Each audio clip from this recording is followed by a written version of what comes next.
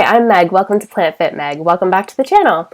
I recently made a video about how to save money on plant-based groceries, and whether you eat a fully plant-based diet or not, those tips will help you out. So check it out here if you haven't watched it yet. Today's video is going to be part 2 to that video, so a continuation with more discussion about tips for saving money at the grocery store, and I've also incorporated some other tips and hacks for reducing food waste, which in turn saves you some money as well.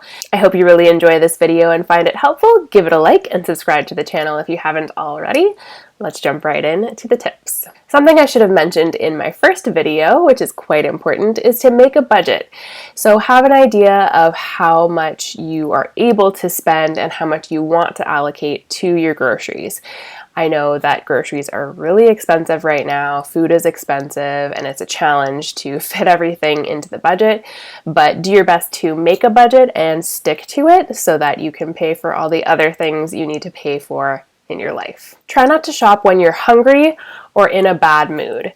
Oftentimes, even if we go in with a list, if we're not in a good mental space, we're much more likely to make snap decisions and purchase things that we wouldn't otherwise purchase. I also find going shopping hungry just makes everything look more delicious and more enticing. So I recommend going shopping with a full belly if possible so that you avoid that added temptation. Sometimes who you shop with can also influence your shopping decisions. So I know, for example, when I shop with my son, Riordan, he's 7, so he's going to be asking a lot more questions about, can we get this, can we get that? And I think there are a couple of ways to deal with this. One is for me to shop by myself at times so that I'm just sticking to the list, running through it, getting it done quickly. And the other part of this is that when Riordan does come shopping with us, we set out boundaries before we leave the house to say, hey, this is what's on the list. Is there anything else you want to add? And sort of ask before we leave the house and just kind of set up the expectations of what to expect, and we're going to stick to the list. Or maybe you make a plan for, hey, you can pick out an interesting fruit that you've never tried before, or a vegetable, or we can pick out some kind of snack or some kind of treat together while we're in the shop. We'll look at a few options. Whatever way you want to manage it, but I think it can become kind of a free-for-all when you're shopping with your kids or your spouse even sometimes, or just multiple people in the family who have different opinions and they just want to grab this and that and the other. So I think having some boundaries around it and having conversations in advance, maybe even discussing the budget a little bit and letting them in on what's going on there with spending money and saving money, and it can be a bit of a lesson there as well. So do what works for you and choose your own adventure. I think different ways will work at different times, and you can use different methods and make it work for you. Another thing to do is consider buying in bulk. So if you're able to buy large quantities of something, typically it's going to be less expensive than if you're buying smaller packaging. Pay attention to the unit price to double check that, because it's not always the case. But typically a bulk item will be less expensive. So even if you can maybe get together with friends or family to maybe share a Costco membership or to buy something in bulk and then split it up and share the cost of it, that can be a great way to save a little bit of money. I would also consider mixing more expensive ingredients with lesser expensive ones to still have some variety in your dish, but to be saving a little bit of money. So for example, things like rice, potatoes, beans, bananas, these types of things are really inexpensive. So if you use those things to sort of bolster other things that are more expensive, like for example, if you're having a rice and quinoa blend rather than just having the quinoa, or you're adding bananas to your fruit salad to extend the fruit salad a little bit more, and be a bit choosy about which fruits are more cost effective, maybe spending a little more on, let's say, berries or grapes, but then mixing it with something that is a much more affordable option can be a good way to save a little bit of money. Sometimes buying an item that has ingredients inside of it that you want can be a little bit more affordable.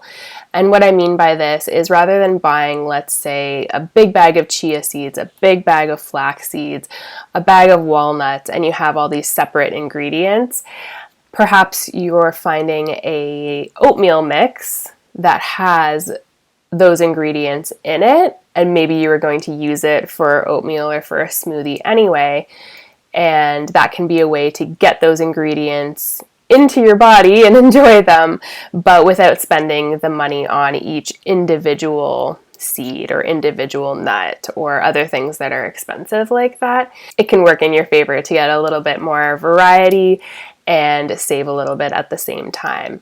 You'd spend more on, let's say, an instant pack of oats that has flax or chia or other items added to it than you would for just regular oats. But if you can't afford to buy the oats, the chia seeds, the flax seeds, the hemp seeds, the walnuts, whatever, then you could either pick and choose and just have maybe just your oats and just your flax, or just your oats and just your walnuts, or you could buy a prepackaged item that is oatmeal, but then also includes these other items and these other ingredients that you want to consume. Make sure you scrape jars completely.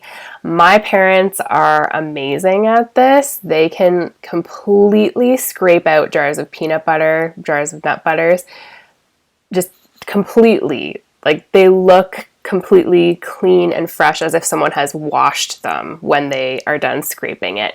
So I'd encourage you to spend a little bit of time really scraping your jars out and get every last bit of the ingredient out. It does take a little bit more time, but it is worth it, and I think that those savings do add up over time, and you're reducing food waste as well. If you're not patient enough to scrape the jar out, that's okay too. Another option here is to fill the jar with something that you're making. So maybe if it's a nut butter, for example, or a seed butter, maybe you want to make some overnight oats in the jar, or maybe a sauce or a dressing that has the peanut butter or the almond butter as an ingredient in the recipe already. That can be a great way to use up your last little bit of seed or nut butter without having to really dig in there and scrape. Gardening and growing your own food are wonderful, or using community gardens if you have access to those in your area are great ways to save some money on groceries as well. I'm not a gardener, I'm not a green thumb, so I don't have specific tips for you there. But if you are a gardener and you want to share some tips or some ideas or resources, leave them down below for me and for anyone else watching who might want some extra tips about gardening. Shop what's in season, what's fresh, and what's in abundance in your area.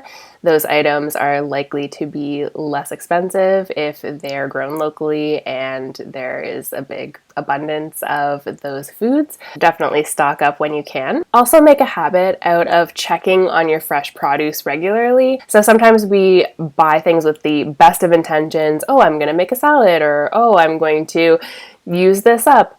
But sometimes we maybe buy a little more than we needed because it was more cost effective, or we're just not getting through it as quickly as we think we are. Or sometimes items just get lost in the back of the fridge. You gotta dig for your greens or your peppers or whatever ends up at the back. So just be sure to go through your fridge pretty regularly and just check up on those items and make sure they're still okay to eat before they go bad. So the trick to this is really to stay on top of it and check every few days just to make sure that your produce is still fresh.